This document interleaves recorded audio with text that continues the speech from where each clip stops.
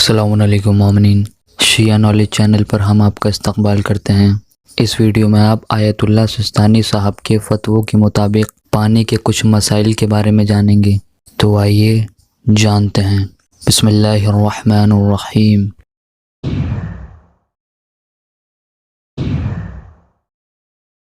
سوال نمبر 1، اگر مکان کے اندرونی یا اوپری چھت پر عین نجاست موجود ہو تو بارش کے دوران جو پانی نجاست کو چھو کر اندرونی چھت سے ٹپکے یا پرنالے سے گرے، اس پانی کا کیا حکم ہے؟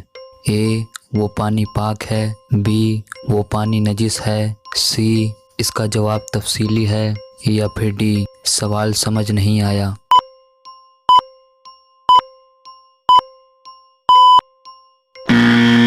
صحیح جواب ہے اے، وہ پانی پاک ہے۔ سوال نمبر 2، اگر نجس زمین پر بچھے ہوئے پاک قالین پر بارش برسے اور بارش کا پانی برسنے کے وقت قالین سے نجس زمین تک پہنچ جائے تو قالین نجس ہو جائے گی؟ اے، ہاں قالین نجس ہو جائے گی، بی، قالین نجس نہیں ہوگی، سی، اس کا جواب تفصیلی ہے، ڈی، نو آئیڈیا۔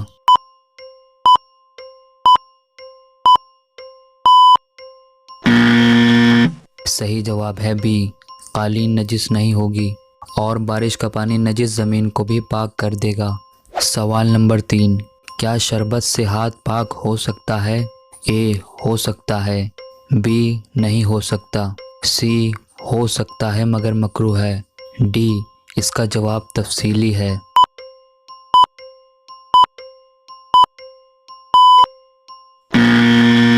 صحیح جواب ہے بی، نہیں ہو سکتا۔ سوال نمبر 4، اگر ایک گر شربت میں ایک بوند خون گر جائے تو کیا حکم ہے؟ اے، شربت پاک ہے، بی، شربت نجس ہے، سی، اس کا جواب تفصیلی ہے، ڈی، نو آئیڈیا۔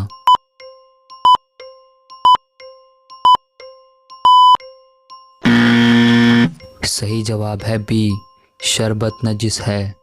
سوال نمبر 5، جو پانی پہلے پاک تھا اور یہ معلوم نہ ہو کہ بعد میں نجس ہوا کہ نہیں تو کیا حکم ہے؟ اے، وہ پانی پاک ہے، بی، وہ پانی نجس ہے، سی، اس کا جواب تفصیلی ہے، ڈی، نو آئیڈیا۔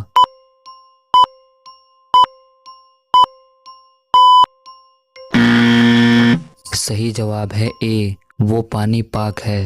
سوال نمبر 6، جو پانی پہلے نجس تھا اور یہ معلوم نہ ہو کہ بعد میں پاک ہوا کہ نہیں تو کیا حکم ہے؟ اے، وہ پانی پاک ہے، بی، وہ پانی نجس ہے، سی، اس کا جواب تفصیلی ہے، یا پھر ڈی، نو آئیڈیا۔